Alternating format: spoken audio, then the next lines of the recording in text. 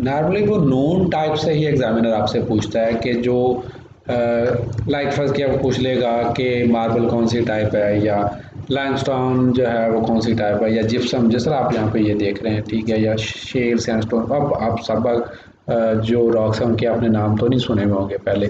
तो यहाँ पे मेरा बात करने का मकसद ये है कि आपको क्या करना है, इनके नाम आपने याद रखने, आगे डिटेल में हम पढ़ेंगे। अच्छा, फिर एक दो खूबियाँ और भी याद रखें, जिस तरह जो आपके इग्नियस है ना, ये पोरस होते हैं, इनकी फिजिकल फीचर्स में भी याद रखने। जो सेडिमेंट्री होते हैं वो लेयर्ड होते हैं, ठीक है, तो ये भी थोड़ा सा आपको चीज़ों का पता होना चाहिए। अब हम rock can change from one type two the other over time, ये भी इसी को तो रॉक साइकिल बोलते हैं कि रॉक एक फार्म से दूसरी फार्म के अंदर क्या हो सकते हैं, चेंज हो सकते हैं। सबसे पहले अब आगे जी आपके सेडिमेंट्री रॉक। तो जनाब सेडिमेंट्री रॉक, जिस तरह ये डायग्राम के अंदर देखें, आपको एक डायग्राम शो की हुई है यहाँ पे, आपको बकायदा सेडिमेंट्स या लेयर्ड फॉर्म के अंदर नज़र आ रहा है कि रॉक्स ऐसे लेयर्स में बना हुआ है, ठीक है। Rocks found when layers of small particles of shells, rocks and sand cement together.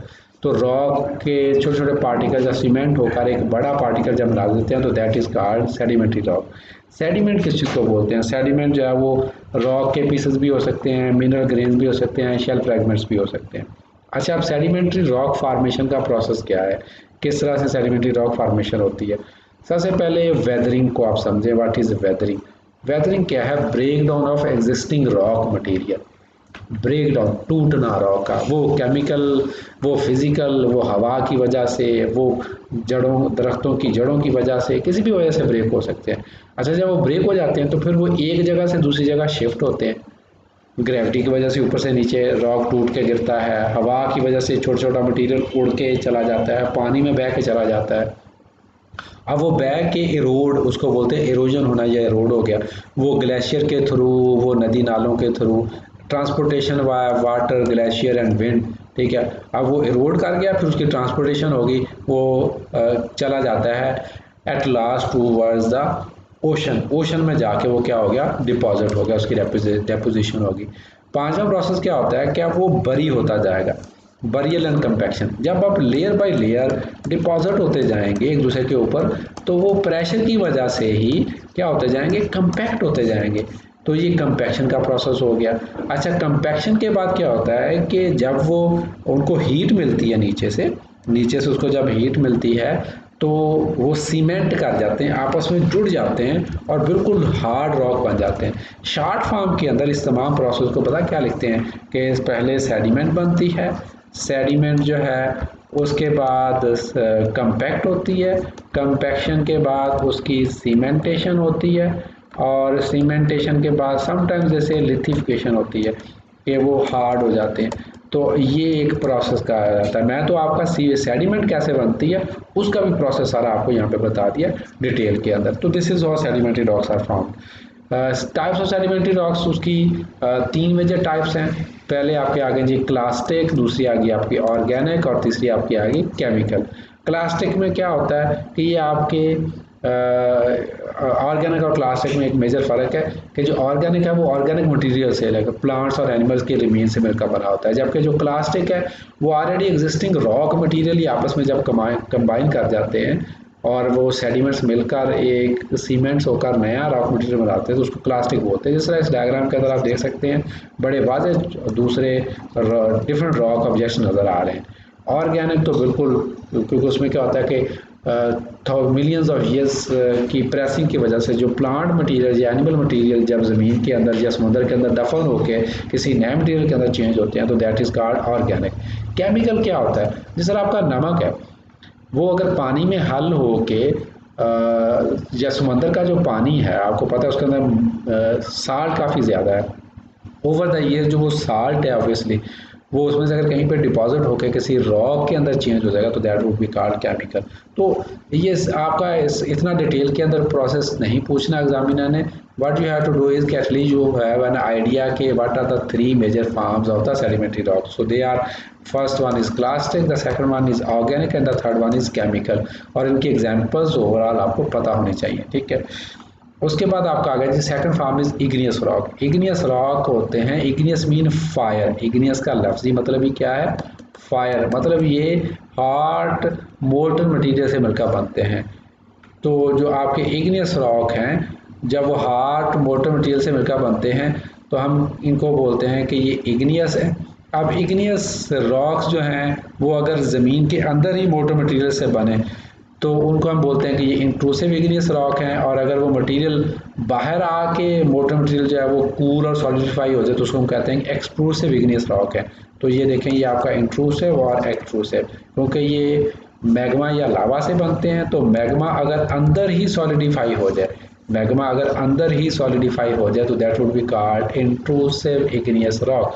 अगर वो बाहर आकर आपका कूल और सॉलिडिफाई हो जाए then it would be termed as extrusive igneous rock. तो मैग्मा जब बाहर आ जाता है it is termed as lava, फिर उसको हम लावा बोलते हैं। ये तो वॉल्केनिज्म एक हमारा एक अलग से टॉपिक है। फिर इनकी अगर आप एग्जांपल ले लें, इंट्रूसिव जो होते हैं ये कोर्स ग्रेन्ड होते हैं, इनके इनके दाने साइज बड़ा होता है। एक्सक्लूसिव जो होते हैं वो फाइन ग्रेन्ड होते हैं, ठीक है। अब उनकी भी आगे किस्में हैं, जो ग्रेनाइट हो गया, एंडेसाइट हो गया और बसाल्टिक हो गया, फिर उसके बाद इसी तरह रेयोलाइट, एंडेसाइट, ठीक है। तो ये डिफरेंट किस्म की उनकी टाइप्स हैं। उसके बाद आपका आ गया जी मेटामॉर्फिक रॉक। रॉक्स जो है वो एक टाइप से दूसरी टाइप में क्या होते हैं, चेंज होते हैं। मेटामॉर्फोसिस वर्ड का मतलब होता है चेंज। ये बायोलॉजी के अंदर भी ये टर्म इस्तेमाल होती है। ये मेंढक अपनी शक्लें बदलता है, मतलब उसकी शेप चेंज होती है तो उसको भी मेटामॉर्फोसिस बोलते थे। Metamorphic rocks are form when rocks are subjected to high heat, high pressure, hard mineral rich fluids। तो उसमें क्या होता है कि ये कम्बिनेशन ऑफ फैक्टर्स मिलकर एक रॉक टाइप को दूसरी रॉक टाइप में चेंज कर देते हैं। फर्स्ट क्या यहाँ पे ये देखें इस डायग्राम के अंदर, यहाँ पे ये मेटामॉर्फिक, ये with in earth actually mainly बन रहे होते हैं।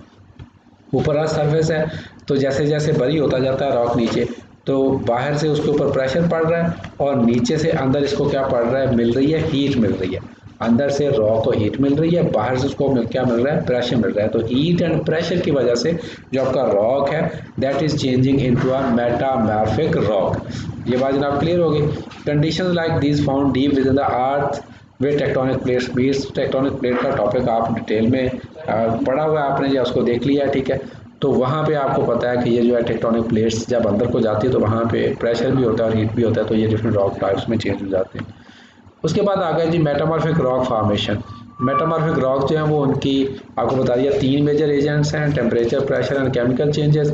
अच्छा यहाँ पे ये देखिए इंक्रीजिंग प्रेशर और इंक्रीजिंग टेम्परेचर जो है वो जैसे जैसे होगा तो एक रॉक, अच्छा ऐसा नहीं कि एक रॉक में एक दफ़ा चेंज आ गया तो सेकंड टाइम उसमें चेंज नहीं होगी। one change, if change once occur in a rock it can further change into another type of a rock। मतलब रॉक वहीं पे होता है, उसकी केमिकल कंपोजिशन बदल जाती है, उसकी मिनरल कंपोजिशन उसके साथ चेंज हो जाते हैं। लाइक यहाँ पे देखें shall change into slate, slate change into शीस, शीस चेंज इनटू नीज, नीज चेंज इनटू मिग्माटाइट, ठीक है। तो ये आपका इंक्रीजिंग मेटामॉर्फिक ग्रेड, जैसे जैसे मेटामॉर्फोसिस होती जा रही है तो रॉक एक टाइप से दूसरी टाइप में क्या होता जा रहा है, चेंज होता जा रहा है। इसी तरह जो आपकी कोल है एंथ्रेसाइट और फिर डायमंड के अंदर वो चेंज होती है, ब्यूटामिन वो डिफरेंट ग्रेड में से गुजरती है जैसे जैसे वक्त और टाइम और हीट एंड प्रेशर उस पर पड़ता है। तो लो ग्रेड कार्बन भी होती है, हाई ग्रेड कार्बन भी होती है। There are three ways that metamorphic rocks can form.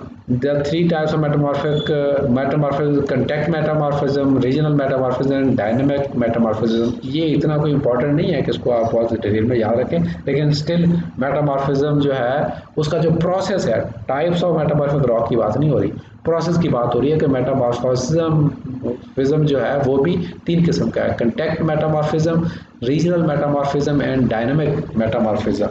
इसमें डिटेल में आपको जाने की जरूरत नहीं है फर्दर। अब है मेटामॉर्फिक रॉक्स की दो मेजर टाइप्स हैं, एक को बोलते हैं फोलिएट और दूसरे को बोलते हैं नॉन फोलिएटेड। अगर इसकी डायग्राम के अंदर ही देखें तो आपको बड़ा क्लियरली नजर आ रहा होगा कि जो फोलिएटेड है उसमें बैंड्स की शक्ल में, लेयर्ड शक्ल में आपके रॉक मटेरियल मौजूद होता है, और नॉन फोलिएटेड में वो बैंड या लेयर शक्ल में रॉक मटेरियल नहीं होता। Foliates are composed of large amount of mica and chlorides. These minerals have very distinct cleavage. Foliar comes from the Latin word means sheets, as in the sheets of a paper। तो sheet की शक्ल में मतलब इसमें बकायदा distinct cleavage मौजूद होता है और शीट्स की शक्ल में रॉक जो है वो जुड़ा हुआ होता है। Non foliate are metamorphic rocks that have no cleavage at all. इसमें क्लीवेज एक प्रॉपर्टी होती है रॉक की। क्लीवेज बोलते हैं कि जिस तरह नमक जो है उसमें क्लीवेज की प्रॉपर्टी होती है। अगर आप उसको हिट करें तो वो नेचुरली दो हिस्सों में ऐसे स्प्लिट हो जाता है, जैसे बिल्कुल किसी ने काटा हो। उसको बोलते हैं कि एक खास पैटर्न में अगर कोई रॉक स्प्लिट हो जाए नेचुरली दो हिस्सों के अंदर, तो दैट इज कॉल्ड क्लीवेज। तो quartzite and marble are two types of non foliate. तो ये दो नॉन फॉलिएट के एग्जांपल्स हो गए। उसके बाद आपका आ गया जी next topic is the rock cycle. Each rock type can change to another rock type, remember this thing. Metamorphic जो है वो अगर उसकी ये एक मेटामॉर्फिक रॉक पड़ा हुआ है, इसकी अगर वेदरिंग हो जाए, मतलब ये ब्रेक डाउन इसका हो जाए, तो ब्रेक डाउन होने के बाद इसका क्या बनेगा, ऑब्वियसली सेडिमेंट्री रॉक बनेगा। यही मेटामॉर्फिक रॉक अगर विद इन अर्थ डीप बरी हो जाए, और बरी होने के बाद ये मेल्ट हो जाए, और मेल्ट होके ये मैग्मा में चेंज हो जाए, और वो मैग्मा दोबारा फिर कूल होकर सॉलिडिफाई होकर रॉक बन जाए, तो वो क्या बनेगा, आपका इग्नियस रॉक बनेगा। अब आपके एग्जाम में आ रहा होगा सर इसमें तो बहुत मिलियंस ऑफ ईयर्स लगेंगे। Yes, this is not the process of even of 100 और 200 और 1000 years, it takes millions of years. एक रॉक को दूसरे रॉक में चेंज होने में बहुत ज़्यादा टाइम लगता है, it's a time taking process, but rock can change from one form to another and this process is continuous and cyclic, therefore it is called rock cycle. The rock cycle is a group of changes. Igneous rock can change into sedimentary, every rock can change to another rock.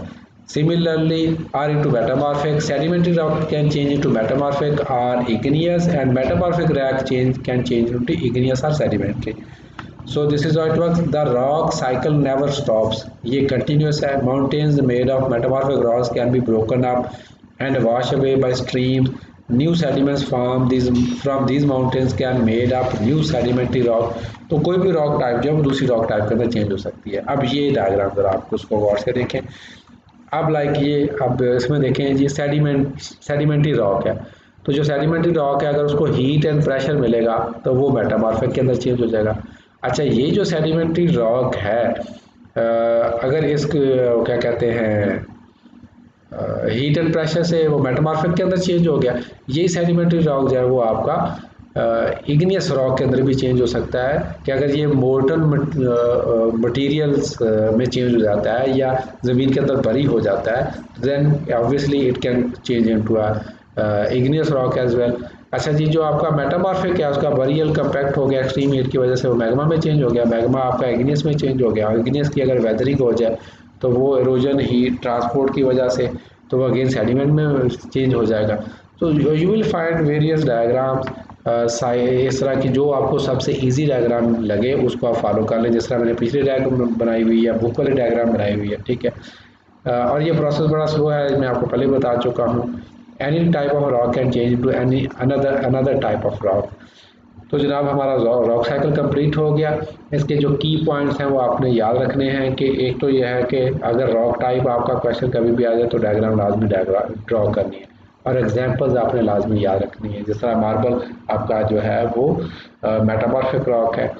तो these are the major points आपके, ठीक है जनाब। उसके बाद आपका आ गया जी, यहाँ पे भी अगर आप देखें तो मैंने एक क्लासिफिकेशन का एक सिंपल सा आपको टेबल बना दिया है कि सेडिमेंट्री रॉक्स जो हैं वो क्लास्टिक, केमिकल और बायोलॉजिक, उसको या बायोलॉजिक को हम ऑर्गेनिक भी बोल देते हैं, और जो इग्नियस है वो इंट्रूसिव एंड इंट्रूसिव में डिवाइड होते हैं, और जो मेटामॉर्फिक है वो फोलिएटेड और नॉन फोलिएटेड में डिवाइड होते हैं।